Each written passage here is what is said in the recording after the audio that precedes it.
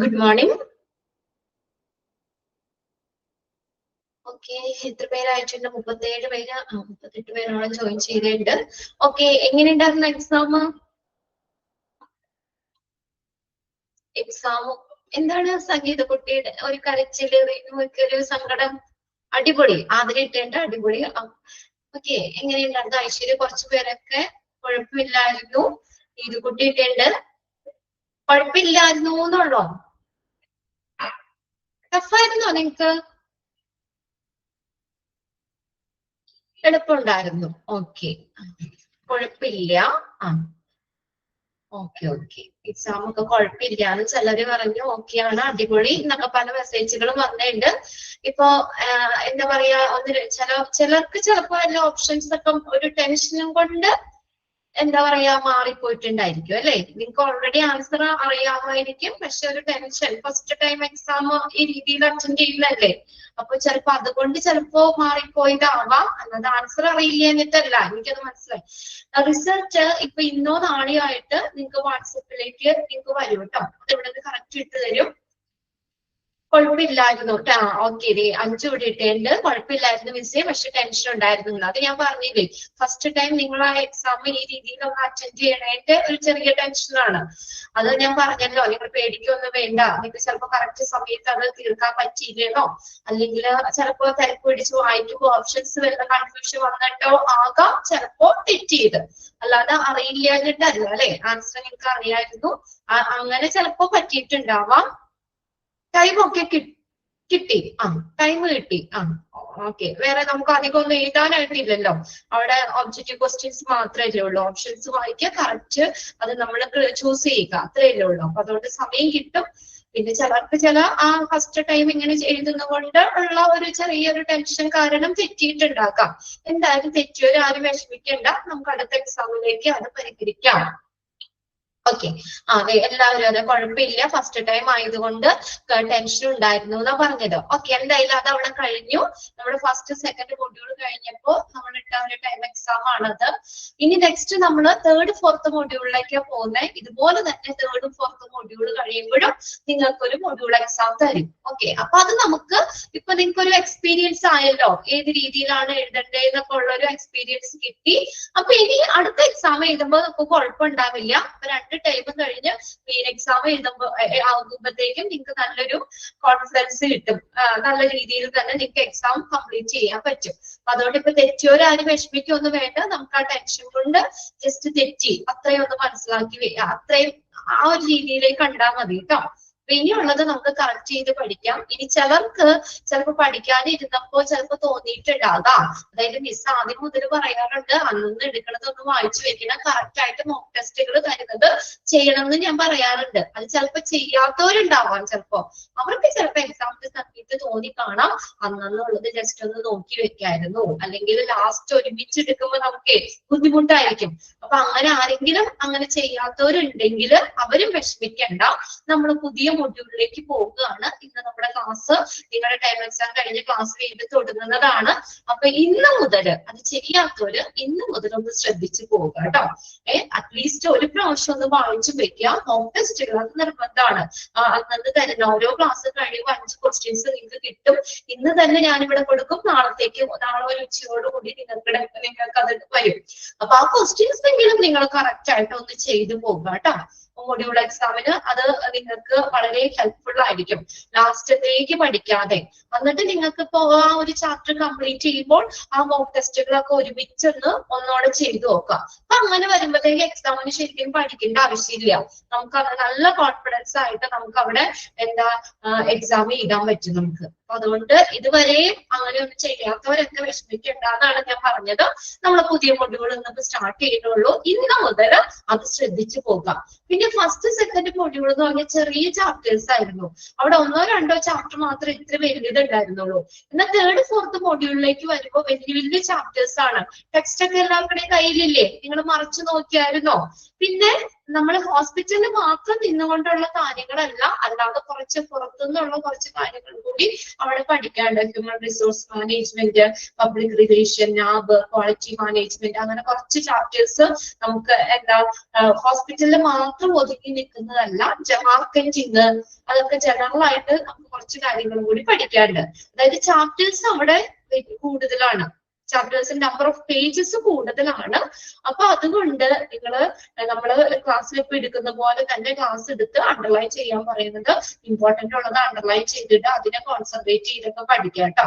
ഒരു വലിയ chapter cover ചെയ്താലും അതിന് മാക്സിമം 6 or 7 ക്വസ്റ്റ്യൻസ് ആണ് നമുക്ക് എക്സാമിന് വേണ്ടി വരുള്ളൂ. അപ്പൊ അതുകൊണ്ട് അത് ഫുള്ള് ഇരുന്ന് ബൈഹാർട്ട് ചെയ്യണ്ട. ഞാൻ നിങ്ങൾക്ക് എളുപ്പത്തിന് ഞാൻ പറഞ്ഞു തരുന്നതാണ്. അതായത് ഇമ്പോർട്ടന്റ് സെക്ഷൻസ് ഒക്കെ അവിടെ നിങ്ങൾ നോക്കി തന്നെ പഠിച്ചു വെക്കുക. ചാപ്റ്റേഴ്സ് ഒക്കെ ഇത്തിരി വലുതാണ്. മറിച്ച് നോക്കിയായിരുന്നോ ടെക്സ്റ്റ് ഒന്ന്? Okay, Nisha good morning. ഇപ്പൊ കേറണേ ഉള്ളോ? ഓക്കെ, വൈകി പോയോ? അപ്പൊ കുറച്ച് കാര്യം എക്സാമിന്റെ കാര്യമാണ് ഞാൻ പറഞ്ഞുകൊണ്ടിരുന്നത്. എല്ലാവരും ഇപ്പൊ ജോയിൻ ചെയ്തുകൊണ്ടൊക്കെ ഇരിക്കുന്നേ ഉള്ളൂ. അപ്പൊ ജസ്റ്റ് ഒന്ന് പറഞ്ഞിട്ട് നമുക്ക് ക്ലാസ് അങ്ങ് തുടങ്ങാന്ന് വിചാരിച്ച. അപ്പൊ പറഞ്ഞതിന്റെ സാരം ആരും വിഷമിക്കണ്ട. നമുക്ക് തേർഡ് മൊഡ്യൂള് തുടങ്ങി നമുക്ക് അപ്പൊ എന്തൊക്കെയാണ് നമുക്ക് പറ്റിയ ഫോൾട്ടുകൾ അത് മനസ്സിലാക്കി അത് തിരുത്തി നമുക്ക് ഇനിയിപ്പോ ക്ലാസ് തുടങ്ങാം. ഓക്കെ, ടെക്സ്റ്റ് ഒക്കെ എല്ലാവരും എടുത്തു വെക്കുക. ഞാൻ ഫസ്റ്റ് ചാപ്റ്റർ, ചെറിയ ചാപ്റ്റർ നോക്കി എടുക്കുകയാണ്. അതായത് നമ്മൾ എടുക്കുന്നത് 3ാമത്തെ മൊഡ്യൂളിലെ 1ാമത്തെ ചാപ്റ്റർ, ഡിസ്ചാർജ് പ്രോസസ്. ഒരു ചെറിയ ചാപ്റ്റർ ആണ്, സിമ്പിൾ ആയിട്ടുള്ള ചാപ്റ്റർ ആണ് കേട്ടോ. എല്ലാവരും മൊഡ്യൂൾ 3യുടെ ടെക്സ്റ്റ് എടുക്കുക. ഫസ്റ്റ് ചാപ്റ്റർ ആണ് നമ്മൾ സ്റ്റാർട്ട് ചെയ്യുന്നത് കേട്ടോ. ഞാൻ ഇവിടെ ഷെയർ ചെയ്തേക്കുന്ന സ്ക്രീൻ ഓക്കെ ആണോ? കുറച്ച് 2 ദിവസമായിട്ട് നമ്മുടെ സ്ക്രീൻ ഷെയർ ചെയ്തിടുന്നത് ഇവിടെ നിങ്ങൾക്ക് അത് കാണാൻ പറ്റുള്ളതാണ്. കാണാൻ പറ്റുന്നില്ല? കാണാൻ പറ്റുന്നില്ല എന്നാണോ പറയണേ? ഓക്കെ, ഞാൻ ഒന്നുകൂടെ ഒന്ന് ഷെയർ ചെയ്തിടാം കേട്ടോ.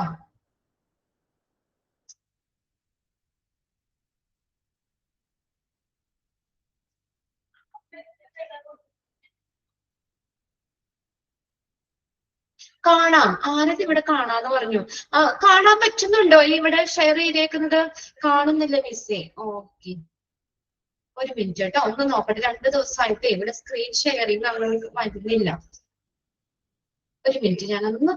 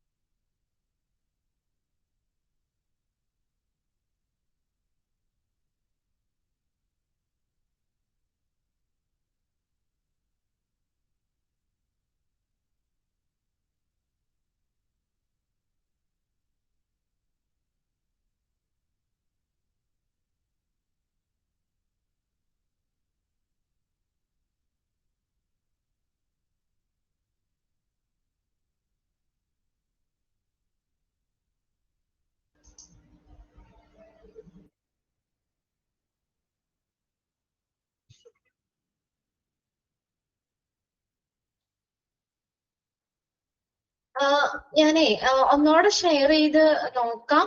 ജസ്റ്റ് ഇപ്പൊ 2 ദിവസമായിട്ട് ഇങ്ങനെ നമുക്ക് ക്ലാസ് എടുക്കുമ്പോ ഇടയ്ക്ക് ഷെയർ ചെയ്തിടുന്നതേ പോകുന്നുണ്ട്. അപ്പൊ ഞാൻ ഒന്നോടെ നോക്കാം. എന്നിട്ട് ഇങ്ങനെ പോകുകയാണെങ്കിൽ നിങ്ങൾ ടെക്സ്റ്റ് ഒന്ന് എടുത്ത് വെക്കുക കേട്ടോ. ഓക്കെ,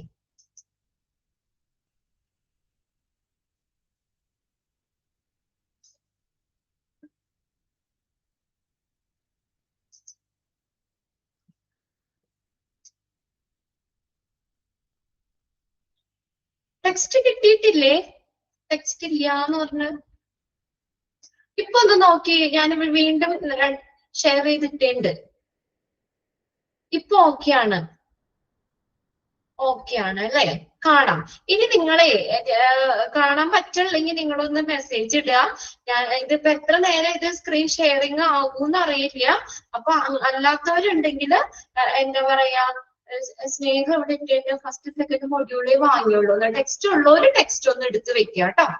ഓക്കെ, അപ്പൊ നമ്മള് ഒന്നാമത്തെ ചാപ്റ്റർ ആണ്, മൂന്നാമത്തെ മൊഡ്യൂളിലെ ടെക്സ്റ്റ് ഉള്ളവരൊക്കെ എടുത്ത് വെക്കുക.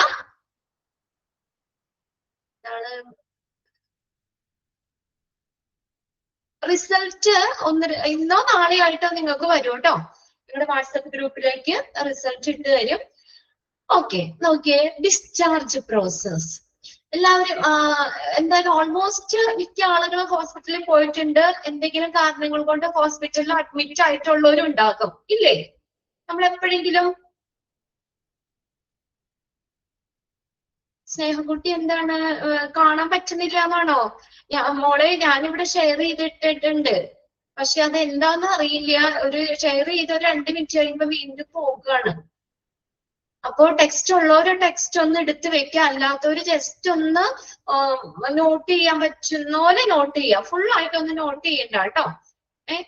ഇന്നിപ്പോ ഒന്ന് ഞാനിവിടെ ടെക്നിക്കലിൽ പറഞ്ഞിട്ടുണ്ട്. അവർ ഇന്നലെ വന്ന് നോക്കിയതാണ്, ഒന്നുകൂടി ഞാൻ പറഞ്ഞിട്ടുണ്ട്. അപ്പൊ ഒന്നുകൂടി ചെയ്യാം, നാളത്തേക്ക് നമുക്ക് ഓക്കെ ആക്കാം കേട്ടോ. ഇന്നിപ്പോ ഒന്ന് എടുത്തൊന്ന് വെച്ചേക്കാം, കുറച്ച് നമുക്കൊന്ന് തുടങ്ങി വെക്കാം. ഓക്കെ, അപ്പോ അല്ലെ എല്ലാവരും തന്നെ മിക്കവരും ഹോസ്പിറ്റലിൽ പോയിട്ടുണ്ട്.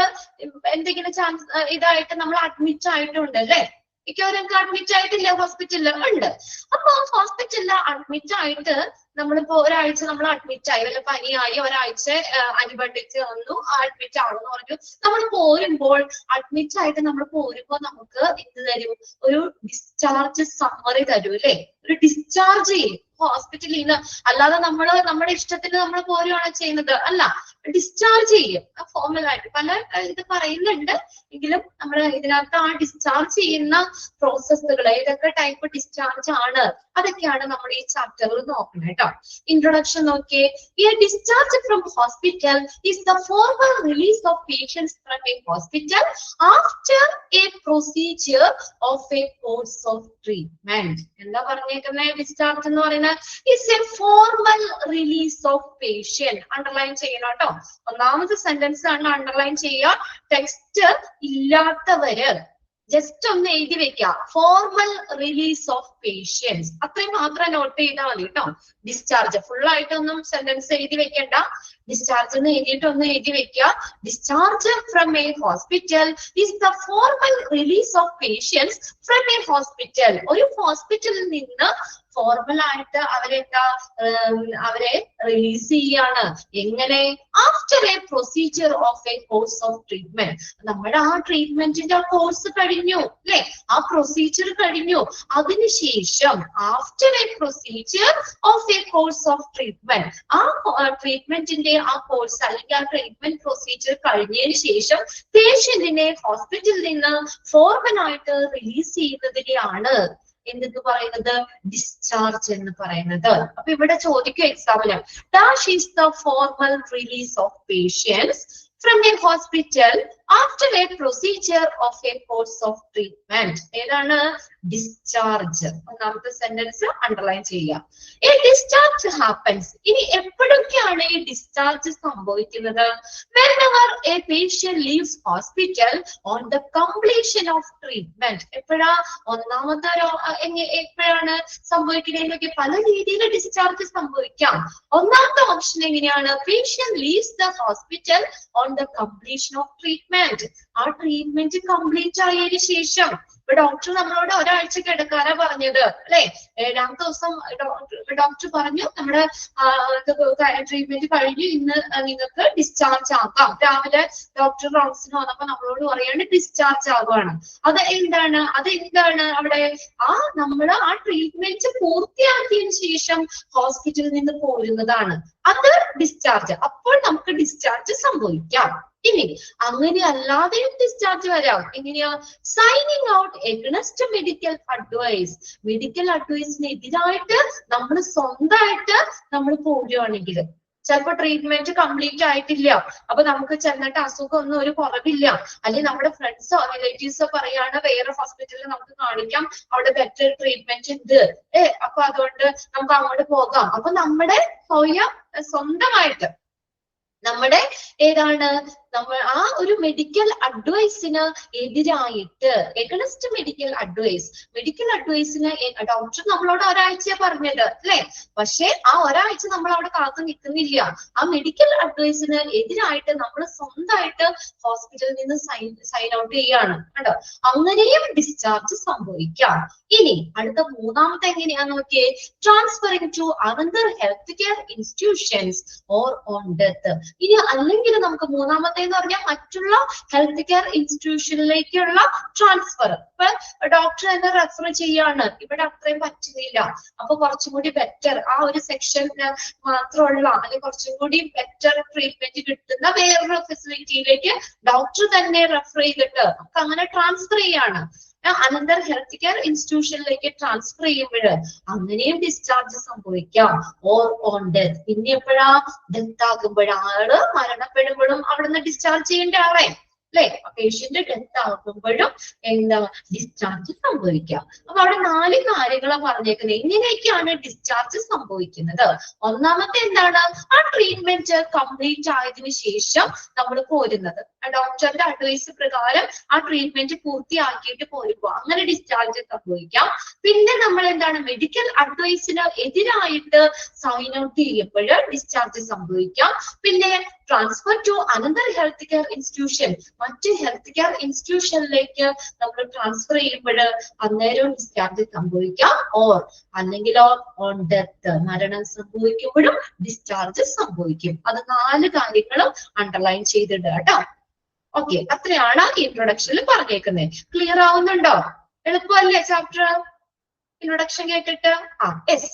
ഡിസ്ചാർജ് എന്താണെന്ന് പറഞ്ഞു, formal release of patients from a hospital. ഇനി എപ്പോഴൊക്കെ ഡിസ്ചാർജ് സംഭവിക്കാം, ആ 4 കാര്യങ്ങളാണ് പറഞ്ഞേക്കുന്നത്. ഇനി നോക്കിയേ, types of hospital discharge procedure. ഒരു ഹോസ്പിറ്റലിലെ ഡിസ്ചാർജ് പ്രൊസീജിയർ ആണ്. ഏതൊക്കെ ടൈപ്പ് ഡിസ്ചാർജ് ഉണ്ട്? Type of hospital discharge procedures. Okay, routine discharge, AMA discharge, transfer to another healthcare facility. Then അടുത്ത നോക്കി 4ാമത്തെ, discharge to hospice or palliative care. Hospice സെന്ററിലേക്ക് അല്ലെങ്കിൽ palliative കെയറിലേക്കുള്ള ഡിസ്ചാർജ്. അപ്പൊ അങ്ങനെ നമ്മൾ type of hospital discharge procedure, ഹോസ്പിറ്റലിലെ ഡിസ്ചാർജ് പ്രൊസീജിയർ ഏതൊക്കെ ടൈപ്പ് ഉണ്ട്? 4 ടൈപ്പ് ഉണ്ട്. അതില് ഒന്നാമത്തെയാണ് റുട്ടീൻ ഡിസ്ചാർജ്. അത് 4 പേരുകൾ നോട്ട് ചെയ്തോളൂ കേട്ടോ. AMA എന്ന് പറഞ്ഞാൽ എഗണസ്റ്റ് മെഡിക്കൽ അഡ്വൈസ്. താഴെ അതിനകത്ത് പറയുന്നുണ്ട് കേട്ടോ മക്കളെ. ഞാനിവിടെ ടെക്സ്റ്റ് ഇത് ഓൾറെഡി ഞാൻ ഈ സ്ക്രീൻ ഇവിടെ ഷെയർ ചെയ്തിട്ടേക്കുന്നതാണ്. പക്ഷെ നിങ്ങൾക്ക് അത് എന്തോ കാണാൻ പറ്റുന്നത്, ഞാനൊന്ന് ചെയ്യാം. അത് ആ സ്ക്രീൻ ഷെയർ ചെയ്തിട്ട് ഒരു 2 മിനിറ്റ് കൂടി കഴിയുമ്പോഴത്തേക്കും അത് നമ്മുടെ സ്ക്രീൻ അവിടെ പോകുകയാണ്. എന്താന്ന് അറിയില്ല. അപ്പോ നമുക്ക് നാളത്തേക്ക് അത് റെഡിയാക്കാം. ഇവിടെ ഞാൻ പറഞ്ഞിട്ടുണ്ട് കേട്ടോ. ഒന്നുകൂടി ഞാൻ ഷെയർ ചെയ്ത് തരാം, നിങ്ങളൊന്ന് നോക്കി.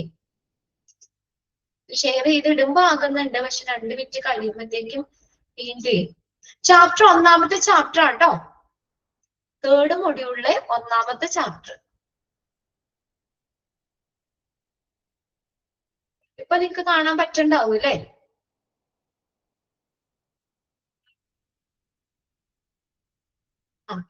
ഇങ്ങനെ ഇരിക്കട്ടെ. ഇനി എത്ര സമയം ഇരിക്കുമെന്ന് എനിക്ക് അറിഞ്ഞുകൂടാ കേട്ടോ. ഓക്കെ, അപ്പൊ type of hospital discharge procedure നമുക്ക് 4 ഉണ്ട്. അതൊന്ന് നോട്ട് ചെയ്ത് വെച്ചോടെ, അണ്ടർലൈൻ ചെയ്ത് വെക്കുക ടെക്സ്റ്റ് ഉള്ളവര്. routine discharge, AMA discharge, transfer to another healthcare facility ലേക്കുള്ള discharge to hospice or palliative care. 4 type ആണ് പറഞ്ഞേക്കുന്നത്.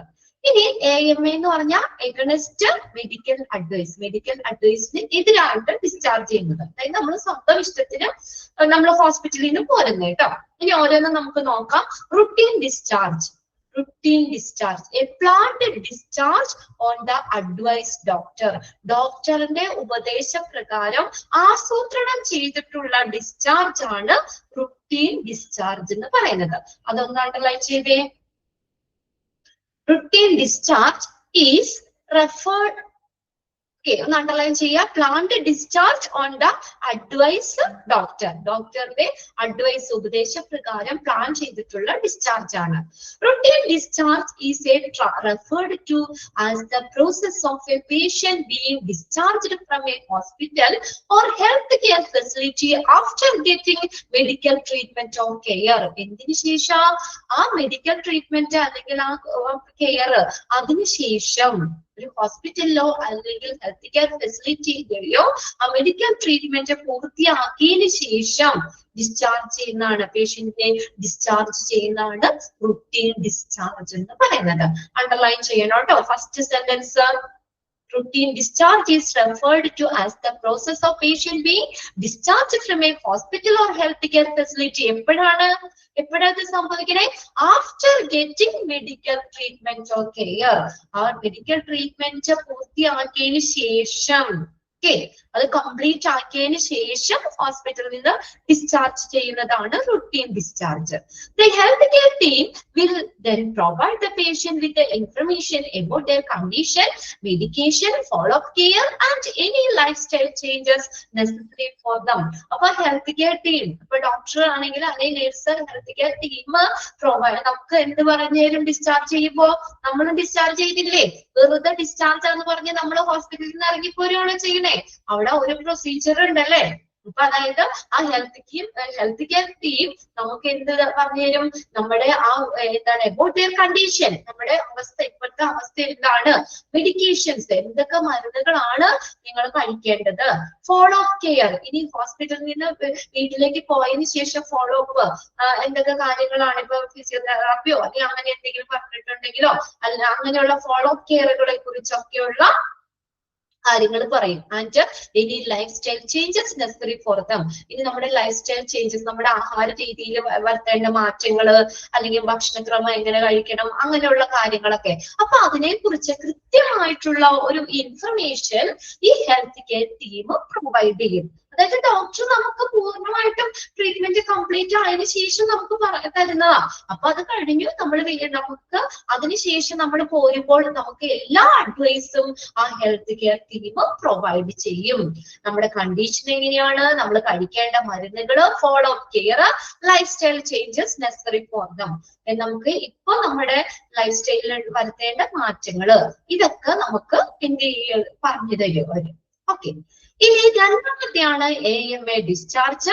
AMA discharge indicate against medical advice discharge. Underline ചെയ്തോട്ടോ, അവിടെ എക്സ്പാൻഡഡ് ഫോം ആയിട്ട് ചോദിക്കാറുണ്ട്. Against medical advice. AMA discharge indicates against medical advice. Medical അഡ്വൈസിന് എതിരായിട്ടുള്ള discharge. അപ്പൊ ഡോക്ടറിന്റെ ഇഷ്ടത്തിന് അല്ലെങ്കിൽ ഡോക്ടർ പറഞ്ഞിട്ട് പോരുന്നല്ല. സ്ക്രീൻ കാണുന്നില്ലേ നിങ്ങള്? പോയിട്ടില്ലല്ലോ അല്ലെ? ഓക്കെ, കാണുന്നുണ്ട്. ഇപ്പൊ ഇങ്ങനെ ഇരിക്കട്ടെ. AMA discharge indicate against medical advice discharge. ഒന്ന് അണ്ടർലൈൻ ചെയ്തോളൂ കേട്ടോ. against medical advice discharge, which occurs when a patient takes decision to leave a hospital or healthcare facility before their treatment is complete. അവരുടെ ആ treatment complete ആകുന്നതിന് മുന്നേ, അതായത് ആ treatment complete ആയിട്ടില്ല, അപ്പൊ നമ്മൾ ആ പേഷ്യന്റ് ആണ് ഡിസിഷൻ എടുക്കുന്നത്, അല്ലെങ്കിൽ നമ്മുടെ റിലേറ്റീവ്സോ ഡിസിഷൻ എടുക്കുകയാണ്. ഇപ്പൊ നമ്മൾ ഒരാഴ്ച കിടക്കാൻ പറഞ്ഞ് 2 ദിവസം കഴിയുമ്പോൾ നമ്മള് സ്വന്തമായിട്ട് ഡിസ്ചാർജ് മേടിച്ച് പോരാ. Okay, when a patient take the decision to leave a hospital, ഹോസ്പിറ്റലിൽ പോകണം അല്ലെങ്കിൽ പോകണം എന്നുള്ളൊരു തീരുമാനം പേഷ്യന്റ് എടുക്കുകയാണ്, അല്ലെങ്കിൽ ഹെൽത്ത് കെയർ ഫെസിലിറ്റിയിൽ നിന്ന് before the treatment is complete. എങ്ങനെയാ ട്രീറ്റ്മെന്റ് കംപ്ലീറ്റ് ആകുന്നതിന് മുമ്പ്, before the treatment is complete. ഇത് പോയല്ലേ, സ്ക്രീൻ പോയല്ലേ, ഞാനൊന്നും ചെയ്തിട്ടില്ല, ഇങ്ങനെ തന്നെ ഇരിക്കായിരുന്നു. ഓക്കെ, ഇപ്പൊ തൽക്കാലം നിങ്ങൾ ഇന്നൊരു ദിവസമായിട്ട് ഒന്ന് അഡ്ജസ്റ്റ് ചെയ്യാം കേട്ടോ. ആ ടെക്സ്റ്റ് ഉള്ളവരൊന്ന് എടുത്ത് വെച്ചേക്കാം, ബാക്കിയുള്ളവര് ജസ്റ്റ് ഞാൻ ഒന്ന് പറയാം, അതൊന്ന് നോട്ട് ചെയ്ത് വെക്കാം, ഒന്ന് ഓർമ്മപ്പെടുത്താൻ വേണ്ടിട്ടോ. ഓക്കെ, ഇനി അപ്പൊ നമ്മൾ പറഞ്ഞത് എന്താണ്, ഇവിടെ എങ്ങനെ ഡിസ്ചാർജ് സംഭവിക്കുന്നത്? Before the treatment is complete. Treatment complete ആകുന്നതിന് മുന്നാണ് ആ ഡിസ്ചാർജ് സംഭവിക്കുന്നത് അല്ലെ? അതാണ് AMA ഡിസ്ചാർജ് എന്ന് പറയുന്നത്. ഫസ്റ്റ് സെന്റൻസ് അണ്ടർലൈൻ ചെയ്തിടണം കേട്ടോ. ഏത് ഡിസ്ചാർജിലാണ്. നിങ്ങൾക്ക് അതൊന്ന് നോക്കിയാൽ മതി. കംപ്ലീറ്റ് ആവണം, ട്രീറ്റ്മെന്റ് കംപ്ലീറ്റ് ആകണമെന്ന് മുന്നേ പേഷ്യന്റ് ഡിസിഷൻ എടുക്കുകയാണ് അത്. നോക്കി against advice of the health care provider. ആ ഹെൽത്ത് കെയർ പ്രൊവൈഡർ ഒരു ഡോക്ടറിന്റെ അഡ്വൈസിന് എതിരായിട്ട് ട്രീറ്റ്മെന്റ് പൂർത്തിയാകുന്നതിന് മുന്നേ നമ്മൾ സ്വന്തമായിട്ട് ഡിസിഷൻ എടുക്കുകയാണ്. ഇനി AMA discharge any occurs four variety of reasons. ഇനി AMA ഡിസ്ചാർജ് സംഭവിക്കുന്നത് പല കാരണങ്ങൾ കൊണ്ടുണ്ടാകാം. ആരെങ്കിലും അങ്ങനെ പോന്നിട്ടുണ്ടോ ഹോസ്പിറ്റലിൽ നിന്ന്? AMA ഡിസ്ചാർജ് മേടിച്ച് പോന്നിട്ടുണ്ടോ? എഗൻസ്റ്റ് മെഡിക്കൽ അഡ്വൈസ് ഉണ്ട്. 1-2 പേര്, സംഗീത കുട്ടി, ചിതുനോ ആരോ ഇട്ടിട്ടുണ്ട്. എന്തേ നിങ്ങൾ അങ്ങനെ പോന്നേ?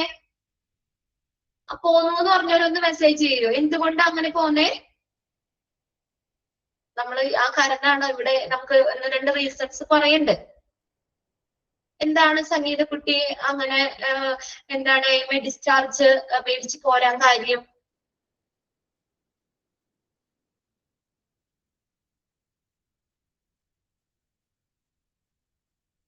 ടൈപ്പ് ചെയ്തിട്ടാനുള്ള type. Okay, not satisfied with the health care provided. Okay, very good. അതൊരു റീസൺ ആണ് നമുക്ക് ഇവിടെ പറയുന്നുണ്ട്. ഓക്കെ, അപ്പൊ എന്താണ് നമ്മൾ അങ്ങനെ ഹോസ്പിറ്റലിൽ നിന്ന് പോരാനുള്ള കാരണം എന്നാണ് കേട്ടോ. AMA discharge may occurs. Lissy hospital ആയിരുന്നു, പ്രഗ്നൻസി ടൈം കാണിച്ചപ്പോഴാണ് അങ്ങനെ പോകുന്നത്. ഓക്കെ, അപ്പൊ അതായത് ആ ഹോസ്പിറ്റലിലെ ട്രീറ്റ്മെന്റിൽ സാറ്റിസ്ഫൈഡ് അല്ല, അതുകൊണ്ടാണ് ഡിസ്ചാർജ് മേടിച്ച് പോകുന്നത്. ഓക്കെ, ഇവിടെ നമുക്ക് കുറച്ച് കാരണങ്ങൾ അവിടെ പറയുന്നുണ്ട്. AMA discharge may occurs for a variety of reason. പല കാരണങ്ങൾ കൊണ്ട് AMA ഡിസ്ചാർജ് സംഭവിക്കാം. നോക്കി, including a desire to leave the hospital early. എന്താ ഒന്നാമത്തെ കാരണം? എന്താ അണ്ടർലൈൻ ചെയ്യണം കേട്ടോ. ഒന്നാമത്തെ കാരണം ഹോസ്പിറ്റലിൽ നിന്ന് നേരത്തെ വീട്ടിലേക്ക് പോകണം എന്നുള്ള ആഗ്രഹം. നേരത്തെ പോകാനുള്ള ആഗ്രഹം. വീട്ടില് മക്കൾ മാത്രമേ ഉള്ളൂ, വേറെ പിള്ളേരെ നോക്കാൻ ആരുമില്ല. അപ്പൊ അങ്ങനെയുള്ളപ്പോ ഡോക്ടറിനോട് പറഞ്ഞ് ഒരാഴ്ച കിടക്കാൻ പറഞ്ഞ 2 ദിവസം കഴിയുമ്പോൾ ഡോക്ടർ വീട്ടില് കുട്ടികൾ ഒറ്റയ്ക്കാണ്, വേറെ ആരും ഇല്ല, പിള്ളേരെ നോക്കാൻ വീട്ടിൽ ആരും ഇല്ലാത്തതുകൊണ്ട് ഞാൻ വീട്ടിൽ പോയി ഇതുപോലെ റെസ്റ്റ് എടുത്തോളാം, എനിക്ക് ഡിസ്ചാർജ് വേണം എന്ന് പറഞ്ഞുകൊണ്ട്, അല്ലെ? ഇവിടെയൊക്കെ മെസ്സേജ് ഉണ്ട് കേട്ടോ. കോവിഡ് ടൈമില് മോനെ ഫുള്ള് ഞാൻ വായിച്ചില്ല, അത് നോക്കാം. അപ്പൊ എന്താ പറയാ, പല കാരണങ്ങളുണ്ട്. അപ്പൊ ഒന്നാമത് ഇവിടെ പറഞ്ഞേക്കുന്നത് എന്താണ്? നേരത്തെ പോകാനുള്ള ആഗ്രഹം. അങ്ങനെ മേടിച്ചു പോരാറുണ്ട് അല്ലേ? വീട്ടിലെ പിള്ളേരെ ഒന്നും നോക്കാൻ ആരുമില്ല, അപ്പൊ അതുകൊണ്ട് നമുക്ക് ഹോസ്പിറ്റലിൽ കിടക്കാൻ പറ്റുന്ന ഒരു സിറ്റുവേഷൻ അല്ല. അപ്പൊ ഡോക്ടറിനോട് പറഞ്ഞിട്ട് നമ്മൾ ഡിസ്ചാർജ് മേടിച്ച് പോരുകയോ ചെയ്യുന്നത്. ഓക്കെ, അങ്ങനെ. അപ്പൊ ഒന്നാമത്തെ എന്താ പറഞ്ഞേക്കുന്നത്? Desire to leave the hospital early. ഹോസ്പിറ്റലിൽ നിന്ന് നേരത്തെ പോകാനുള്ള ആഗ്രഹം. ഹോസ്പിറ്റലിൽ നിന്ന് നേരത്തെ പോകാനുള്ള ആഗ്രഹം. അതുകൊണ്ട് പിന്നെ അടുത്തത് നോക്കിയേ, disagreement with the recommended treatment plan. ഇനി അവര് റെക്കമെൻഡ് ചെയ്തിട്ടുള്ള ട്രീറ്റ്മെന്റ് പ്ലാനില് അതിന് നമുക്ക് എന്താ ഒരു വിയോജിപ്പ് ഉണ്ടായിട്ട്, അല്ലെങ്കിൽ അതിനോട് നമുക്ക് എന്താ യോജിപ്പില്ല, അല്ലെങ്കിൽ ഹോസ്പിറ്റലില് ആ ഒരു സർവീസില് നമുക്ക് എന്താണ് അത്രയും സംതൃപ്തി ഇല്ല, അതൊരു കാര്യമാണ് രണ്ടാമത്തെ പറഞ്ഞിരിക്കുന്നത്. ഡിസഗ്രിമെന്റ് എന്ന് പറഞ്ഞാൽ വിയോജിപ്പ് ഉണ്ടാക്കുക with the recommended treatment plan. അടുത്ത് നോക്കിയ defect with the quality of care. ഇനി അവർ നൽകുന്ന ക്വാളിറ്റി, ആ നൽകുന്ന പരിചരണത്തിന്റെ ക്വാളിറ്റി, അതില് എന്തെങ്കിലും എന്താണ് ഡിഫക്റ്റ് വരികയാണെങ്കിൽ, അതിന് എന്തെങ്കിലും അപാകതകൾ ആകുകയാണെങ്കിൽ, അതായത് അപ്പോഴും നമ്മൾ ഹോസ്പിറ്റലിലെ ആ ട്രീറ്റ്മെന്റില് അല്ലെങ്കിൽ അവിടുത്തെ ക്വാളിറ്റി കെയറില് നമുക്ക് സാറ്റിസ്ഫൈഡ് അല്ല. അപ്പൊ ആ കാരണങ്ങൾ കൊണ്ടൊക്കെ നമ്മൾ AMA ഡിസ്ചാർജ് മേടിച്ച് പോരാ. 3 കാരണമാണ് കേട്ടോ. അത് 3ഉം അണ്ടർലൈൻ ചെയ്ത് വെക്കാം. ഹോസ്പിറ്റലിൽ നിന്ന് നേരത്തെ പോകാനുള്ള ആഗ്രഹം, പിന്നെ ആ ട്രീറ്റ്മെന്റ് പ്ലാനിൽ നമുക്ക് വിയോജിപ്പ് ഉണ്ടാകുന്നത്, ഇപ്പൊ ഡോക്ടർ പറഞ്ഞ ആ ഒരു ട്രീറ്റ്മെന്റ് നമുക്ക് അത് എടുക്കാൻ ബുദ്ധിമുട്ട്, അല്ലെങ്കിൽ അതിനോട് നമുക്ക് യോജിക്കാൻ പറ്റുന്നില്ല. അപ്പൊ അങ്ങനെ അതില് അല്ലെങ്കിൽ അവർ നൽകുന്ന ആ കെയർ, അതിന്റെ ക്വാളിറ്റിയില് എന്തെങ്കിലും അപാകതകൾ വരുവാണെങ്കിലും നമുക്ക് ഇങ്ങനെ ഡിസ്ചാർജ് മേടിച്ച് പോരുന്നുണ്ട്. അതാണ് AMA ഡിസ്ചാർജ് എന്ന് പറയുന്നത്. അപ്പൊ അവിടെ AMA ഡിസ്ചാർജ് എക്സ്പാൻഡഡ് ഫോം നോക്കുക. അപ്പൊ എന്താണ് AMA ഡിസ്ചാർജ് എന്ന് പറഞ്ഞു. ഇനി AMA ഡിസ്ചാർജ് സംഭവിക്കാനുള്ള കാരണങ്ങളുമാണ് ആ പാരഗ്രാഫിൽ പറഞ്ഞേക്കുന്നത് കേട്ടോ. അപ്പൊ അതുകൊണ്ട് അത് 3ഉം ഒന്ന് അണ്ടർലൈൻ ചെയ്ത് വെച്ചേക്കാം. ഇനി അവിടെ ഈ AMA ഡിസ്ചാർജ് മേടിച്ച് പോകുന്ന ഒരു ഫോം ഫില്ല് ചെയ്ത് കൊടുത്തായിരുന്നോ സംഗീത കുട്ടി? ഫോം ഫില്ല് ചെയ്ത് കൊടുത്തോ? അവിടെ വെറുതെ നമ്മൾ വിട്ടൂല ഹോസ്പിറ്റലിൽ നിന്ന്. യെസ്, അമൃത അവിടെ ഇട്ടേണ്ട, യെസ്, ഫോം ഫില്ല് ചെയ്ത് കൊടുത്തു. അപ്പൊ നമ്മൾ AMA ഡിസ്ചാർജ് മേടിച്ച് പോരുമ്പോൾ അവിടെ എന്ത് ചെയ്യണമെന്ന് അറിയോ? AMA ഫോം ഫില്ല് ചെയ്ത് കൊടുക്കണം. ഫോം AMA ഫോമില് എന്താണ് പറഞ്ഞേക്കുന്നത്? സമയമില്ലാത്തതുകൊണ്ടാട്ടോ, അല്ലെങ്കിൽ ഞാൻ ഇവരെ കൊണ്ട് പറയിപ്പിച്ചേനെ. മെസ്സേജ് ഇവര് ടൈപ്പ് ചെയ്ത് ഞാനത് വായിച്ചു വരുമ്പോഴത്തേ സമയം പോവില്ലേ. അപ്പൊ നോക്കിയേ, ഈ കാര്യങ്ങളാണോ നിങ്ങൾ എഴുതി വെച്ച, നിങ്ങൾ അതിനകത്ത് നിങ്ങൾ പൂരിപ്പിച്ച AMA ഫോമിലുള്ളതെന്ന് നോക്കിക്കൊള്ളാം കേട്ടോ. അപ്പൊ ഒരു AMA ഫോമില് എന്തൊക്കെയാണ് അവിടെ ഉൾപ്പെടുത്തിയേക്കുന്നത്? നോക്കിയ എന്താണ്? I am living the hospital ward against the medical advice. എന്താ പറഞ്ഞേക്കുന്നേ? ഞാൻ ഈ മെഡിക്കൽ അഡ്വൈസിന് എതിരായിട്ട് ഹോസ്പിറ്റൽ വാർഡിൽ നിന്ന് ഞാൻ പോകുകയാണ്. I am living the hospital ward against the medical advice. Medical അഡ്വൈസിന് എതിരായിട്ട് ഞാൻ ഹോസ്പിറ്റലിൽ നിന്ന് ലിവ് ചെയ്യാണ്. Doctor explain to me about my disease condition and ill effects of discharge medical advice. അപ്പൊ എന്താ ഡോക്ടർ എന്നോട് പറഞ്ഞിട്ടുണ്ട്, ഇപ്പൊ എന്റെ മെഡിക്കൽ കണ്ടീഷൻ എന്തൊക്കെയാണ്, ഇനി ഈ ട്രീറ്റ്മെന്റ് ഇവിടെ പൂർത്തിയാകാതെ നിങ്ങൾ സ്വന്തം ഇഷ്ടപ്രകാരം ഡിസ്ചാർജ് ചെയ്ത് പോയി കഴിഞ്ഞാൽ ഉണ്ടായേക്കാവുന്ന ഭവിഷ്യത്തുകള്, അല്ലെ, അതിന്റെ സൈഡ് എഫക്ട്സ് എന്തൊക്കെയാണ്, ആഫ്റ്റർ എഫക്ട്സ് എന്തൊക്കെയാണ് എന്നുള്ള കാര്യം ഡോക്ടർ കൃത്യമായിട്ട് എനിക്ക് എക്സ്പ്ലെയിൻ ചെയ്ത് തന്നിട്ടുണ്ട്. ഇനി doctor, hospital and the staff will not be responsible for any ill effect that may happen after their departure. ഇനി എന്താ പറഞ്ഞേക്കുന്നേ? ഇനി ഞാൻ ഇവിടുന്ന് പോയതിനു ശേഷം എനിക്ക് ഉണ്ടാകുന്ന എന്തെങ്കിലും സംഭവങ്ങൾക്ക് ഡോക്ടറോ ഹോസ്പിറ്റലോ അല്ലെങ്കിൽ ഹോസ്പിറ്റലിലെ മറ്റ് സ്റ്റാഫിനൊന്നും ഒരു ഉത്തരവാദിത്തം ഉണ്ടായിരിക്കില്ല എന്നുള്ള കാര്യം. ഈ കാര്യങ്ങളാണ് AMA ഫോമിൽ പറയുന്നത്. ഇപ്പൊ ഡോക്ടർ പറഞ്ഞ് ഇവിടെ കിടക്കണം എന്ന് പറഞ്ഞാൽ നമ്മള് ഡോക്ടർ പറയാതെ നമ്മൾ സ്വന്തമായിട്ട് ഡിസ്ചാർജ് മേടിച്ച് പോകുന്നു, വീട്ടിൽ വന്ന അസുഖം കൂടി നമുക്ക് എന്തെങ്കിലും ബുദ്ധിമുട്ട് വന്ന ഹോസ്പിറ്റലിന് അത് ഉത്തരവാദിത്വം ഇല്ല, അല്ലെങ്കിൽ ഡോക്ടറിന് ഉത്തരവാദിത്വം ഇല്ല, ഡോക്ടർ പറഞ്ഞിട്ടല്ലല്ലോ. അപ്പൊ ഡോക്ടർ നമ്മളോട് എക്സ്പ്ലെയിൻ ചെയ്തിട്ടുണ്ട്, നിങ്ങളുടെ അവസ്ഥ ഇപ്പൊ മോശമാണ്, നിങ്ങൾ ഇവിടുന്ന് പോയി കഴിഞ്ഞാൽ നിങ്ങൾക്ക് ഇങ്ങനെ ബുദ്ധിമുട്ടുണ്ടാവുന്ന. ഓൾറെഡി ഡോക്ടർ നമുക്ക് നമ്മുടെ ഡിസീസ് കണ്ടീഷൻ എന്താണ്, നമ്മൾ അവിടെ ഡോക്ടർ പറയാതെ നമ്മൾ ഡിസ്ചാർജ് ചെയ്ത് പോകുമ്പോൾ ഉണ്ടാകുന്ന സൈഡ് എഫക്ട്സ് എന്തൊക്കെ വരാം, ആഫ്റ്റർ എഫക്ട്സ് എന്തൊക്കെയാണെന്നൊക്കെ ഡോക്ടർ കൃത്യമായിട്ട് പറഞ്ഞു തന്നിട്ടുണ്ട്. അപ്പൊ ഹോസ്പിറ്റലിൽ നിന്ന് പോകുന്നതിന് ശേഷം നമുക്ക് ഉണ്ടാകുന്ന എന്ത് കാര്യങ്ങൾക്കാണെങ്കിലും ഹോസ്പിറ്റലോ ഡോക്ടറോ അവിടുത്തെ സ്റ്റാഫ് ഒന്നും ഉത്തരവാദിത്തം ഉണ്ടായിരിക്കില്ല, എന്തെങ്കിലും ദൂഷ്യഫലങ്ങൾക്ക് ഉത്തരവാദിത്തം ഉണ്ടായിരിക്കില്ല എന്നാണ്. കുഞ്ഞിന് വേണ്ടി ഞാൻ ഇത് സൈൻ ചെയ്ത് കൊടുത്തു എന്ന് പറഞ്ഞ മെസ്സേജ് ഇട്ടുണ്ട്. ഓക്കെ, ഇനി അപ്പൊ അത്രയും കാര്യങ്ങളാണ് അതിൽ എഴുതിയേക്കുന്നത് കേട്ടോ. ഇനി അടുത്തത് എന്താന്ന് നോക്കിയാൽ name of the patient or relative. അപ്പൊ അത് ആരാണോ അത് സൈൻ ചെയ്യുന്ന ആള്, നമ്മുടെ പേര്, നെയിം ഓഫ് ദ പേഷ്യന്റിന്റെ പേര്, അത് റിലേഷൻ. ഇപ്പൊ നമ്മളാണെങ്കിൽ ആ പേഷ്യന്റുമായിട്ടുള്ള റിലേഷൻ എന്താണ്, സിഗ്നേച്ചർ കൊടുക്കുക, ഡേറ്റ്, ടൈം, ഇത്രയും കാര്യങ്ങളും കൂടി അതിനകത്ത് എഴുതണം. എന്നിട്ട് നമ്മൾ അത് എന്ത് ചെയ്യണം, സൈൻ ചെയ്ത് കൊടുക്കുക ചെയ്യേണ്ടത്. ഓക്കെ, ക്ലിയർ അല്ലേ ഡിസ്ചാർജ്? മൂന്നാമത്തെയാണ് transfer to another health care facility. ഇനി മറ്റ് ഹെൽത്ത് കെയർ ഫെസിലിറ്റിയിലേക്കുള്ള ട്രാൻസ്ഫർ കേട്ടോ. മൂന്നാമത്തെ ഏതാണ് discharge? Transfer to another healthcare facility, either as a referral or as by patient request. Transfer to another healthcare facility refer to the process of moving a patient from one hospital or healthcare facility to another.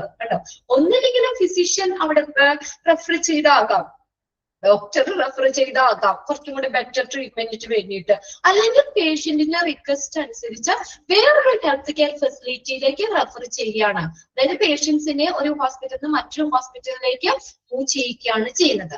Usually for the purpose of getting specialised medical care or service that are not available at the present facility. അപ്പൊ എവിടെ അത് സംഭവിക്കുന്നേ? നമ്മുടെ ഈ present ഫെസിലിറ്റിയിൽ ഇല്ല, ഈ ഹോസ്പിറ്റലിൽ ഇല്ല facility. അപ്പൊ അതുകൊണ്ട് ഡോക്ടറോ അല്ലെങ്കിൽ നമ്മുടെ പേഷ്യന്റോ റിക്വസ്റ്റ് ചെയ്യാണ് ഇന്ന ഹോസ്പിറ്റലിലേക്ക് പോകണം, അല്ലെങ്കിൽ ഡോക്ടറായിട്ടാണ് പറയുകയാണ്. എന്തുകൊണ്ടാണ് അങ്ങനെ റെഫർ ചെയ്യുന്നത്? ഈ നമ്മുടെ ഈ പ്രസന്റ് ഹോസ്പിറ്റലിൽ ആ ഫെസിലിറ്റി ഇല്ലാത്തത് കൊണ്ട്. Then transfer may be arranged by the healthcare provider or hospital where the patient is presently receiving the care. Transfer ആരാ അറേഞ്ച് ചെയ്യുന്നത്? ഈ ഹെൽത്ത് കെയർ പ്രൊവൈഡർ അല്ലെങ്കിൽ ഹോസ്പിറ്റൽ ആണ് ഈ ട്രാൻസ്ഫർ അറേഞ്ച് ചെയ്തിരിക്കുന്നത്. അപ്പോ ഓൾറെഡി ആ പേഷ്യന്റ് അവിടെ ആ ട്രീറ്റ്മെന്റിൽ ഇരിക്കുമ്പോൾ തന്നെ ഇവര് അത് എന്ത് ചെയ്യുന്നു? ട്രാൻസ്ഫർ അറേഞ്ച് ചെയ്യുന്നു. or it may be requested by the patient or their family due to valid reason. അല്ലെങ്കിലോ എന്താണ്, എന്തെങ്കിലും ന്യായമായിട്ടുള്ള കാരണങ്ങൾ കൊണ്ട് പേഷ്യന്റോ അല്ലെങ്കിൽ അവരുടെ ഫാമിലിയോ റിക്വസ്റ്റ് ചെയ്യാണ്.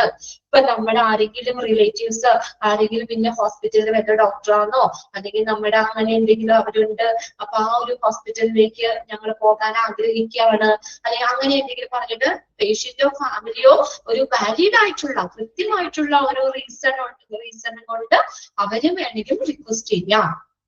A physician referral form is used to refer the patient to the specialist or medical treatment while transferring to another hospital. ഇനി അപ്പൊ എന്താണ് ഇത്, വെറുതെ അവിടെ ഇതല്ല, അവിടെ എന്ത് വേണം, ഈ ഫിസിഷ്യന്റെ റെഫറൽ ഫോം വേണം. ഫിസിഷ്യൻ റെഫർ ചെയ്യും ഇന്ന ഹോസ്പിറ്റലിലേക്ക് അല്ലെങ്കിൽ ഇന്ന ഡോക്ടറിനെ. അപ്പൊ ഫിസിഷ്യന്റെ റെഫറൽ ഫോം ഉപയോഗിക്കുന്നുണ്ട്. Refer the patient to specialist for a medical treatment while transferring to another hospital. ആ സെന്റൻസ് ഒന്ന് അണ്ടർലൈൻ ചെയ്തിടണം കേട്ടോ. അതുപോലെ ഫസ്റ്റ് സെന്റൻസും ഒന്ന് അവിടെ അണ്ടർലൈൻ ചെയ്തിട്ടോ. പേഷ്യന്റിന്റെ റിക്വസ്റ്റ് അനുസരിച്ച് അല്ലെങ്കിൽ ഹോസ്പിറ്റൽ ആ ഡോക്ടറുടെ റെഫറൽ അനുസരിച്ച് ഒരു ഹോസ്പിറ്റലിൽ നിന്ന് മറ്റൊരു ഹോസ്പിറ്റലിലേക്ക് പേഷ്യന്റിനെ മൂവ് ചെയ്യിക്കുകയാണ്. അതാണ് transfer to another health care facility എന്ന് പറയുന്നത്. ലാസ്റ്റ് സെന്റൻസും ഒന്ന് അണ്ടർലൈൻ ചെയ്തിടുക കേട്ടോ. Physician referral form. First sentence ഒന്ന് അണ്ടർലൈൻ ചെയ്യുക കേട്ടോ. അവിടെ ആദ്യത്തെ സെന്റൻസ് ഒന്നില്ല റെഫറൽ, ഡോക്ടറുടെ റെഫറൽ ആയിട്ടോ അല്ലെങ്കിൽ പേഷ്യന്റിന്റെ റിക്വസ്റ്റ് പ്രകാരം ഒരു ഹെൽത്ത് കെയർ ഫെസിലിറ്റിയിൽ നിന്ന് അടുത്ത ഹെൽത്ത് കെയർ ഫെസിലിറ്റിയിൽ പോകുന്നതാണ് transfer to another health care facility എന്ന് പറയുന്നത്. പിന്നെ ഏറ്റവും ലാസ്റ്റ് സെന്റൻസും ആ physician referral form is used എന്നുള്ളത് അതും കൂടി ഒന്ന് അണ്ടർലൈൻ ചെയ്യുക. ഇനി നാലാമത്തെയാണ് discharge to hospital or palliative care. ഇനി അടുത്തത് എങ്ങോട്ടുള്ള ഡിസ്ചാർജ്, ഹോസ്പിറ്റൽ സെന്ററിലേക്ക് അല്ലെങ്കിൽ പാലിയേറ്റീവ് കെയറിലേക്കുള്ള ഡിസ്ചാർജ്. ഫസ്റ്റ് ചാപ്റ്ററിൽ നിങ്ങൾ പഠിച്ചിട്ടുണ്ടാവുമല്ലോ ഹോസ്പിറ്റൽ സെന്റേഴ്സ്. അവിടെ എന്താ, ട്രീറ്റ്മെന്റ് പ്ലസ് എന്റർടൈൻമെന്റ് അല്ലെ. വയസ്സായ ആളുകള് വാർദ്ധക്യം ഇതൊക്കെ ആയി അല്ലെങ്കിൽ വളരെ ജീവിതത്തിന്റെ അവസാന നാളുകളിലൊക്കെ അവർക്ക് ട്രീറ്റ്മെന്റിനേക്കാൾ കൂടുതൽ എന്റർടൈൻമെന്റിന് മുൻതൂക്കം കൊടുക്കുന്നത് അല്ലെ. ഈ അവസാന നാളുകളിൽ അവർക്ക് നല്ല സന്തോഷം കൊടുക്കുക, കെയർ ചെയ്യുക എന്നുള്ളതൊക്കെ ഉദ്ദേശിച്ച് ചെയ്യുന്ന സ്ഥാപനങ്ങളാണ് ഹോസ്പിറ്റൽ സെന്റേഴ്സ് എന്ന് പറയുന്നത്. അപ്പൊ അങ്ങനെയും ചെയ്യാം, അതായത് ഹോസ്പിറ്റൽ സെന്ററിലേക്ക് അല്ലെങ്കിൽ പാലിയേറ്റീവ് കെയറിലേക്കുള്ള discharge. Discharge to hospice or palliative care means the process of transferring a patient from a hospital or health care facility to a specialized program for the facility that provides end life of care. Underline ചെയ്തത് എപ്പോഴാണത്, end life of care of patient, ജീവിതത്തിന്റെ അവസാന നാളുകളില് എപ്പോഴാ, വിത്ത് serious or terminal illness, മാരകമായിട്ടുള്ള അസുഖങ്ങളോ അല്ലെങ്കിൽ നമുക്ക് serious ആയിട്ടുള്ളത്, അതാണ് terminal illness എന്ന് പറഞ്ഞാൽ മാരകമായിട്ടുള്ള അസുഖങ്ങളൊക്കെ മൂലം അവസാന ആ ഒരു ഇത്. ഇനിയിപ്പോ വലിയ ട്രീറ്റ്മെന്റ് എടുത്തിട്ട് കാര്യമില്ല, ഒരു മാക്സിമം ഒരു 6 മാസം വരെയാണ് ജീവിക്കാൻ സാധ്യതയുള്ളൂ, അങ്ങനെയൊക്കെയുള്ള കേസുകളില്ലേ, വലിയ മരുന്നൊന്നും അധികം ഏൽക്കാത്ത അവസ്ഥയിലേക്കൊക്കെ. അപ്പൊ അങ്ങനെയൊക്കെ ഉള്ളത് വരുമ്പോ അവരെ എങ്ങോട്ടേക്ക് മാറ്റും, ഹോസ്പിറ്റലോ പാലിയേറ്റീവ് കെയറിലേക്ക് ഡിസ്ചാർജ് ചെയ്യും. ഓക്കെ, ക്യാൻസർ പോലെ. അപ്പൊ അങ്ങനെയൊക്കെ ഉള്ളത് വരുമ്പോ അവരെ ആ ഒരു ഇതിലേക്ക് ഡിസ്ചാർജ് ചെയ്യും കേട്ടോ. അപ്പൊ ലാസ്റ്റ് ഒന്ന് ആ സെന്റൻസ് ഒന്ന് അണ്ടർലൈൻ ചെയ്തിട്ടോ. എങ്ങനെയുള്ളവരെയാണ് അത്, ഒറ്റ സെന്റൻസ് ഉള്ളൂ.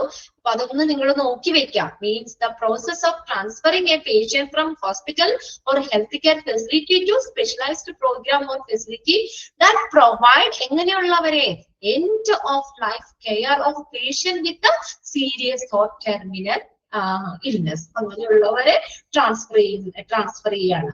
അതാണ് discharge to hospital or palliative care എന്ന് പറയുന്നത്. അപ്പൊ 4 ടൈപ്പ് ഡിസ്ചാർജുകളാണ് നമ്മൾ പഠിച്ചത് കേട്ടോ. ഓക്കെ അല്ലേ 4 എണ്ണം?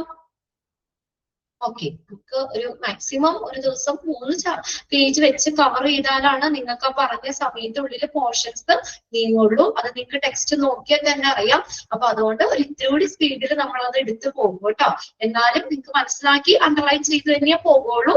ഓക്കെ, ഇച്ചിരി കൂടി സ്പീഡിൽ പോകണം. വലിയ വലിയ ചാപ്റ്ററുകളാണ് തേർഡ് ഫോർത്ത് മൊഡ്യൂളില്. ഒന്ന് ടെക്സ്റ്റ് ഒക്കെ ഒന്ന് കിട്ടി കഴിയുമ്പോൾ ഒന്ന് മറിച്ച് നോക്കണം കേട്ടോ. ഉള്ളവരും ഒക്കെ ഒന്ന് മറിച്ച് നോക്കാം. ആ ചാപ്റ്റേഴ്സ് ഇത്തിരി വലിയതാണ് കേട്ടോ, ചെറിയ ചാപ്റ്റർ അല്ല. നമുക്ക് ഒരുപാട് ഇച്ചിരി കൂടുതൽ പഠിക്കാനുണ്ട്. അപ്പൊ അതിനനുസരിച്ചുള്ള പോർഷൻസ് കവർ ചെയ്യണം. നമുക്ക് ഇവിടെ കറക്റ്റ് ടൈമിംഗ് ആണ്. എന്റെ ഡേറ്റ് ആകുമ്പോഴത്തേക്കും ഇത്രയും പോർഷൻസ് തീരണമെന്ന് കറക്റ്റ് ആയിട്ട് ഉണ്ട്. അപ്പൊ അതിനനുസരിച്ച് തന്നെ ക്ലാസ്സുകൾ എല്ലാവരും എടുക്കും കേട്ടോ. Things you can implement right away to remove the obstacles in your discharge process and improve the revenue. അതായത് നമുക്ക് ആ ഡിസ്ചാർജ് പ്രോസസ് ഇല്ലേ, അതിലുള്ള തടസ്സങ്ങൾ നീക്കം ചെയ്യാനും അതുപോലെ നമുക്ക് ആ ഒരു ഇംപ്രൂവ് ദ റവന്യൂ മെച്ചപ്പെടുത്താൻ, വരുമാനം മെച്ചപ്പെടുത്താനും നമുക്ക് ചെയ്യാൻ പറ്റുന്ന കാര്യങ്ങൾ എന്തൊക്കെയാണ്, ഈ ഡിസ്ചാർജുമായിട്ട് ബന്ധപ്പെട്ട് നമുക്ക് ചെയ്യാൻ പറ്റുന്ന കാര്യങ്ങൾ എന്തൊക്കെയാണെന്ന് പറഞ്ഞിരിക്കുന്നത് കേട്ടോ. എന്തിനാണ്? Right way to remove the obstacles. നമ്മൾ ശരിയായിട്ടുള്ള ഡിസ്ചാർജ് പ്രോസസ്സ് നടത്തുകയാണെങ്കിൽ ഒരുപാട് തടസ്സങ്ങൾ നമുക്ക് മാറ്റാൻ പറ്റും. അപ്പൊ അതനുസരിച്ച് റവന്യൂ നമുക്ക് ഡിസ്ചാർജ് പ്രോസസ്സിലുള്ള റവന്യൂ, വരുമാനം നമുക്ക് ഇംപ്രൂവ് ചെയ്യാനും പറ്റും. നോക്കിയേ, അഡ്മിനിസ്ട്രേഷൻ മസ്റ്റ് എൻഷുർ. എന്തൊക്കെ കാര്യങ്ങളാണ് ഡിസ്ചാർജുമായി ബന്ധപ്പെട്ട് അല്ലെങ്കിൽ ഡിസ്ചാർജ് പ്രോസസ്സിൽ ഉണ്ടാകുന്ന തടസ്സങ്ങൾ അത് റിമൂവ് ചെയ്യാനായിട്ട് നമ്മുടെ അഡ്മിനിസ്ട്രേഷൻ എന്തൊക്കെ കാര്യങ്ങൾ ഉറപ്പുവരുത്തണം നോക്കാം. ഒന്നാമത്തെ പോയിന്റ് കേട്ടോ, എഫിഷ്യന്റ് ബില്ലിംഗ് സിസ്റ്റം. ഒന്നാമത്തെ എന്താ? നമ്മുടെ ബില്ലിംഗ് സിസ്റ്റം വേഗത്തിലാക്കുക. ബില്ലിംഗ് സിസ്റ്റം എന്ന് പറഞ്ഞാൽ വളരെ കൃത്യതയോടുകൂടി ബില്ലിംഗ്, കാര്യക്ഷമതയുമായിട്ടൊക്കെ ബില്ലിംഗ് സിസ്റ്റം കംപ്ലീറ്റ് ചെയ്യുക. ബില്ലിംഗിൽ അവിടെ കുറെ സമയം വേണമെങ്കിൽ കറക്റ്റ് ആവുമോ? പല തടസ്സങ്ങളും ഉണ്ടാകാം അല്ലെ. ബില്ലിംഗ് കറക്റ്റ് ആയിട്ട് ഇതായില്ലെങ്കിൽ അവിടെ നമുക്ക് ഡിസ്ചാർജിൽ ഇതുണ്ടാക്കാം. ചിലപ്പോ രാവിലെ ഡിസ്ചാർജ് പറഞ്ഞാൽ രാത്രിയാവും വീട്ടിലെത്തുമ്പോ. അത് എന്തെങ്കിലും ഇതൊക്കെ ഉണ്ടെങ്കിൽ നമുക്ക് അത് വൈകൂലേ. അപ്പൊ ആ ഡിസ്ചാർജ് പ്രോസസ്സിലുള്ള തടസ്സങ്ങള് നീക്കം ചെയ്യേണ്ട കാര്യങ്ങളാണ്. അതിന്റെ മാനേജ്മെന്റ് അല്ലെങ്കിൽ ഒരു അഡ്മിനിസ്ട്രേഷൻ എന്തൊക്കെ കാര്യങ്ങൾ ഉറപ്പുവരുത്തണം. ഒന്നാമത് എന്ത് ചെയ്യണം അവര്? എഫിഷ്യന്റ് ബില്ലിംഗ് സിസ്റ്റം കൃത്യതയോടുകൂടി കംപ്ലീറ്റ് ചെയ്യുക. രണ്ടാമത് നോക്കിയേ, electronic chart and medical records.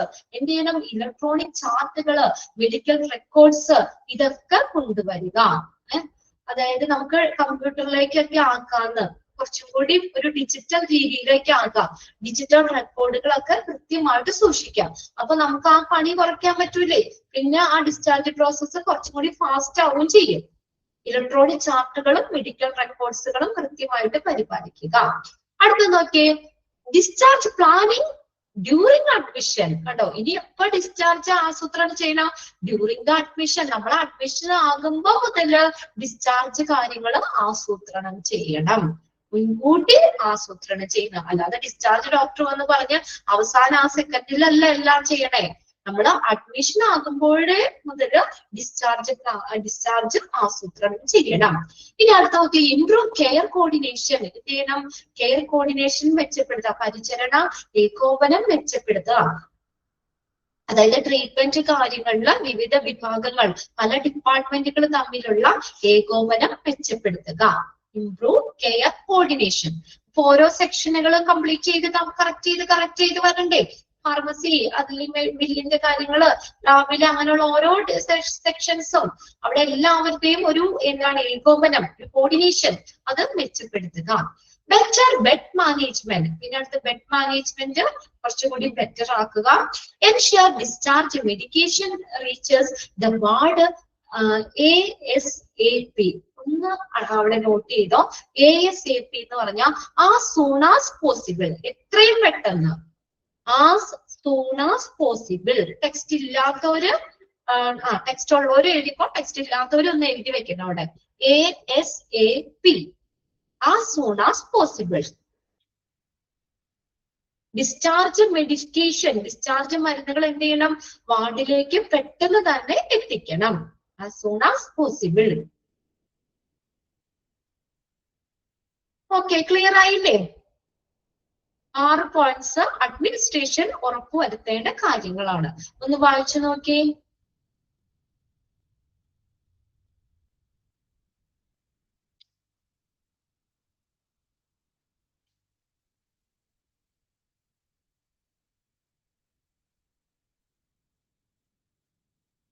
Okay അല്ലേ?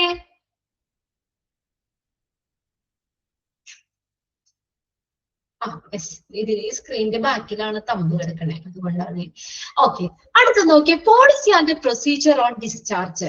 ഇനി എന്തൊക്കെ പോളിസികളാണ്, പ്രൊസീജിയർ, നടപടിക്രമങ്ങൾ, നയങ്ങളാണ് ഡിസ്ചാർജുമായി ബന്ധപ്പെട്ട്. ഈ ഡിസ്ചാർജ് എന്ന് പറഞ്ഞ വെറുതെ തോന്നിയ രീതിക്കല്ല, അതിന് കൃത്യമായിട്ടുള്ള പോളിസി പ്രൊസീജിയർ ഉണ്ട്. അതെന്തൊക്കെയാ? ഒന്നാമത്തെ നോക്കിയേ, പർപ്പസ് എന്താണ്? ഒരു ഡിസ്ചാർജിന്റെ പർപ്പസ് നോക്കിയേ. ഈ ഡിസ്ചാർജ് പ്രോസസ്സിൽ അതിന്റെ കൃത്യമായിട്ടുള്ള പ്രൊസീജിയറും പോളിസികളും വേണം. അല്ല, അതിനൊരു കൃത്യമായിട്ടൊരു ഓർഡർ ഉണ്ട് അല്ലെ, ആ ഒരു പ്രൊസീജിയർ ഉണ്ട്. അതിന്റെ പർപ്പസ് എന്താ? provide the guideline for the discharge of inpatients from hospitals. അതായത് ആ ഇൻപേഷ്യൻസിന് ഹോസ്പിറ്റലിൽ നിന്ന് ഡിസ്ചാർജ് ചെയ്യുമ്പോഴുള്ള കൃത്യമായിട്ടുള്ള മാർഗനിർദ്ദേശങ്ങൾ നൽകുക. To provide guidelines നൽകുക, മാർഗനിർദ്ദേശം നൽകുക for the discharge of inpatients from hospitals. ഹോസ്പിറ്റലിൽ നിന്ന് ഡിസ്ചാർജ് ചെയ്യുമ്പോൾ ഉള്ള ഡിസ്ചാർജിന് വേണ്ടിയിട്ടുള്ള കൃത്യമായിട്ടുള്ള ഗൈഡ്ലൈൻസ് നൽകുക, മാർഗനിർദ്ദേശങ്ങൾ നൽകുക. ഇനി നോക്കിയേ, പോളിസി എന്തൊക്കെ കാര്യങ്ങളാണ് നമ്മൾ ശ്രദ്ധിക്കേണ്ടത് നോക്കി. Discharge procedure shall be follow to make sure that patients are discharged effectively and efficiently. ഫലപ്രദമായിട്ടും കാര്യക്ഷമമായിട്ടും ഡിസ്ചാർജ് പ്രോസസ്സ് നടക്കുന്നുണ്ട് എന്ന് ഉറപ്പുവരുത്തണം. Allowing the most favourable resources. രോഗികളെ ഏറ്റവും ഫലപ്രദമായിട്ടും കാര്യക്ഷമമായിട്ടും ഡിസ്ചാർജ് ചെയ്യുന്നത്, ഡിസ്ചാർജ് പ്രൊസീജിയർ ആ രീതിയിലും കൃത്യമായിട്ട് പാലിക്കുകയാണ്. തോന്നിയ രീതിക്ക് ഒന്നും ഡിസ്ചാർജ് ചെയ്യാൻ പാടില്ല. അത് കൃത്യമായിട്ടും ആ ഡിസ്ചാർജ് പ്രൊസീജിയർ ഫലപ്രദമായിട്ടും കാര്യക്ഷമമായിട്ടും തന്നെ കൃത്യമായിട്ടും ഒക്കെ പാലിക്കുക. അതാണ് പോളിസിയിൽ വരുന്നത്. Discharge procedure shall be followed to make sure that patients are discharged effectively and efficiently. Okay. രണ്ടാമത്തെ നോക്കിയേ, an authorized hospital discharge shall only be made by an order from the primary consultant. ഇനി എങ്ങനെയാണ് ഒരു discharge എന്ന് പറയുന്നത്? ഒരു primary consultant അല്ലെങ്കിൽ doctor, ആ ഡോക്ടറിന്റെ ഒരു പെർമിഷനോട് കൂടി, അവരുടെ ഒരു ഉത്തരവോട് കൂടി മാത്രമേ ഹോസ്പിറ്റലിൽ നിന്നുള്ള ഡിസ്ചാർജ് അനുവദിക്കൂ. അതാണ് കറക്റ്റ് പ്രൊസീജിയർ ആയിട്ട് പറഞ്ഞേക്കുന്നത്. An authorized hospital discharge shall only be made by order from primary consultant. ഒന്ന് അണ്ടർലൈൻ ചെയ്തു കേട്ടോ sentence. However, a patient may discharge himself or herself against medical advice. എന്നാ എന്താണ് നമ്മൾ അങ്ങനെ നിയമം, അത് ശരിക്കും അങ്ങനെയാണ് ഡിസ്ചാർജിന്റെ പ്രൊസീജിയർ. പക്ഷേ ഇനി എന്താണ്, പേഷ്യന്റിന് നമുക്ക് സ്വന്തമായിട്ട് ഡിസ്ചാർജ് പോകാം. എഗൻസ്റ്റ് മെഡിക്കൽ അഡ്വൈസ്, അതിനെതിരായിട്ട് നമുക്ക് ഹോസ്പിറ്റലിൽ നിന്ന് ഡിസ്ചാർജ് ചെയ്ത് പേടിച്ചു പോകാം. അങ്ങനെ തരൂലെന്നൊന്നുമില്ല കേട്ടോ, തരൂലെന്നില്ല ഹോസ്പിറ്റലിൽ നിന്ന്. അല്ലെങ്കിൽ നമ്മൾ റിക്വസ്റ്റ് ചെയ്യുകയാണെങ്കിൽ നമുക്ക് തരണം. അതും ഒരു നിയമം തന്നെയാണ്. പക്ഷെ എന്താണ് ശരിക്കും എന്താ പറഞ്ഞേക്കുന്നത്? ആ രണ്ടാമത്തെ പോയിന്റിൽ ഫസ്റ്റ് സെന്റൻസ് അണ്ടർലൈൻ ചെയ്യുക കേട്ടോ. ഒരു പ്രൈമറി കൺസൾട്ടന്റിന്റെ ഓർഡറോട് കൂടി മാത്രമേ ആ ഹോസ്പിറ്റലിൽ നിന്ന് ഡിസ്ചാർജ് ചെയ്യുള്ളൂ. അതാണ് കറക്റ്റ് പ്രൊസീജിയർ, പോളിസി എന്ന് പറയുന്നത്.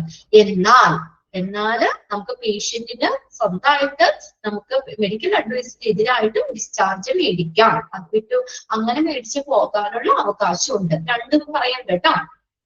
ഇനി the consultant or his designee എന്ന് പറഞ്ഞു കഴിഞ്ഞാൽ അവരെ എന്താണ് ഡിസ്ചാർജ് തീരുമാനിക്കുന്ന ആളില്ലേ, ഡിസ്ചാർജ് തീരുമാനിക്കുന്ന ആള്, അതാരാണ് doctor. Shall document discharge instruction in the patient medical record at the time of anticipated discharge.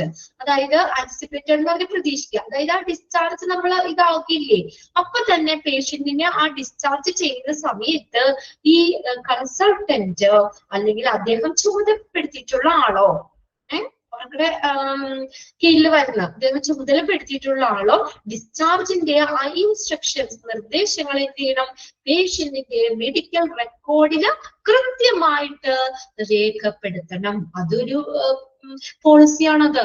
ഡിസ്ചാർജിന്റെ instructions correct ആയിട്ട് പേഷ്യൻസിന്റെ മെഡിക്കൽ റെക്കോർഡിൽ രേഖപ്പെടുത്തണം. അതാണ് അടുത്തത്. അത് discharge instruction in the patient's medical റെക്കോർഡിൽ രേഖപ്പെടുത്തണം. ഓക്കെ, ഇനി നാലാമത്തെ എന്താ? Discharge summary shall be prepared and all the patients are provided with the discharge summary at the time of discharge. ഇനി എന്ത് വേണം? നമ്മൾ ഡിസ്ചാർജ് സമ്മറി പ്രിപ്പയർ ചെയ്യണം. ഹോസ്പിറ്റലിൽ അത് ഡിസ്ചാർജ് സമ്മറി പ്രിപ്പയർ ചെയ്യണം. പിന്നെ എല്ലാ പേഷ്യൻസിനും ആ ടൈം ഓഫ് ഡിസ്ചാർജ്, ആ സമയത്ത് ഡിസ്ചാർജ് സമയത്ത് ഡിസ്ചാർജ് സമ്മറി എന്ത് ചെയ്യണം? പ്രൊവൈഡ് ചെയ്യണം. Discharge summary shall be prepared and all the patients are provided with the discharge summary at the time of discharge. Discharge ചെയ്യുന്ന സമയത്ത് എല്ലാ പേഷ്യൻസിനും ഡിസ്ചാർജ് സമ്മറി പ്രൊവൈഡ് ചെയ്യണം.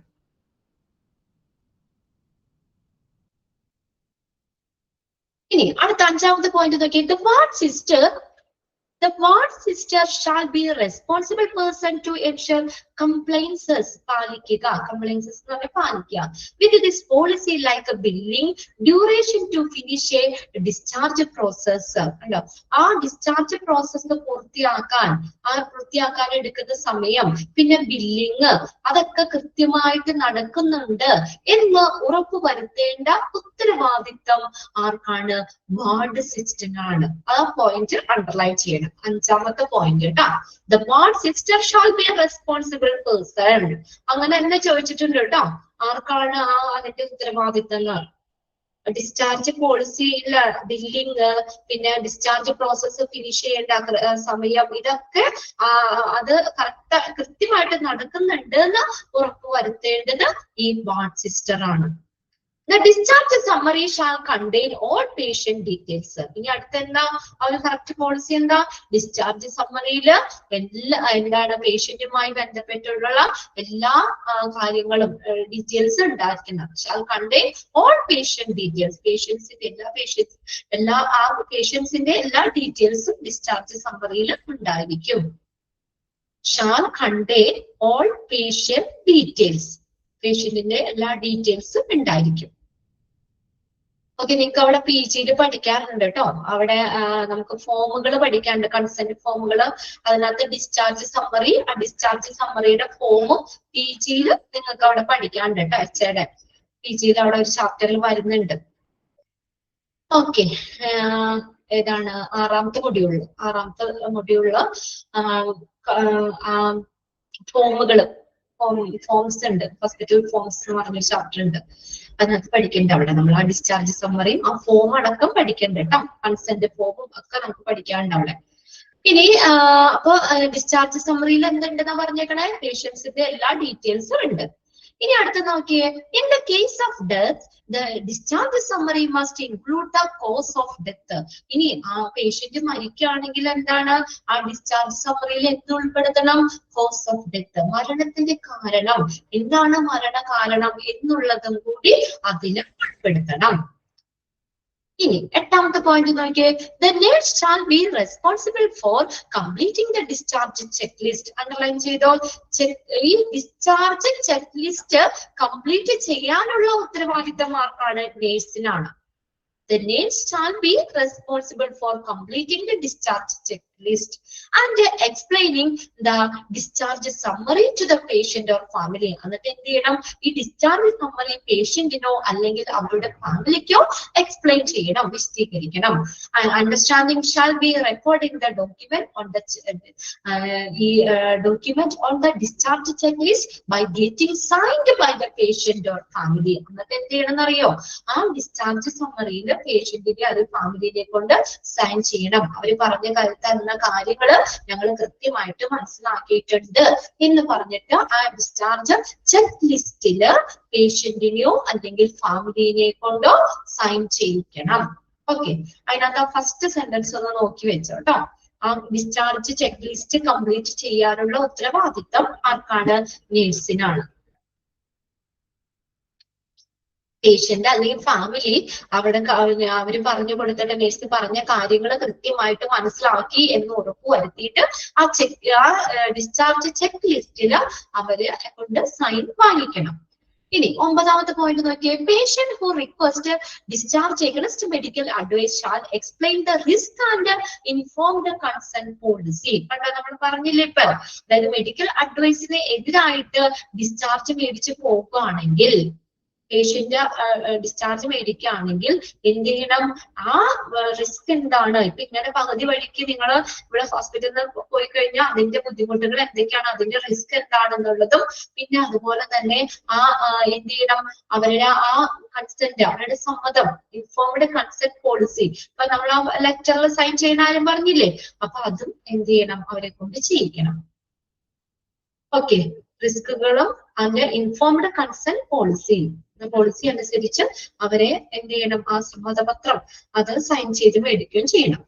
അടുത്തത് 10ാമത്തെ നോക്കിയ, patient who leave the hospital against medical advice are to be explain the consequence of leave against medical advice.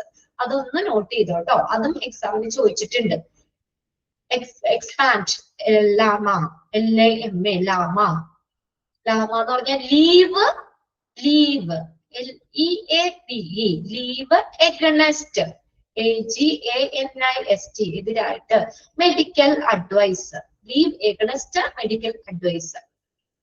ഇനി patient who leave the hospital against medical advice, ഒരു medical അഡ്വൈസിന് എതിരായിട്ട് patient ഹോസ്പിറ്റലിൽ നിന്ന് ലീവ് ചെയ്യുകയാണെങ്കിൽ എന്ത് ചെയ്യണം, to be explain the consequence, അതിന്റെ പരിണിത ഫലങ്ങൾ എക്സ്പ്ലെയിൻ ചെയ്യണം.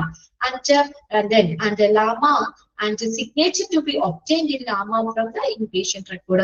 ആ സിഗ്നേച്ചർ നമ്മൾ ആ കൺസെന്റ് ഫോമിൽ നമ്മൾ സൈൻ ചെയ്തിട്ട് അത് ഇൻപേഷ്യന്റ് റെക്കോർഡിൽ അത് സൂക്ഷിക്കണം കേട്ടോ. ആ പേഷ്യന്റ് റെക്കോർഡിൽ അത് സൂക്ഷിക്കണം. അവിടെ ലാമ എന്നുള്ളതൊന്ന് നോട്ട് ചെയ്തോ, എക്സ്പാൻഡഡ് ഫോം. 11ാമത്തെ പോയിന്റ് നോക്കിയേ, A patient who comes casualty, ഈ കാഷ്വാലിറ്റിയിൽ വരികയാണെങ്കിൽ treatment and leave the hospital with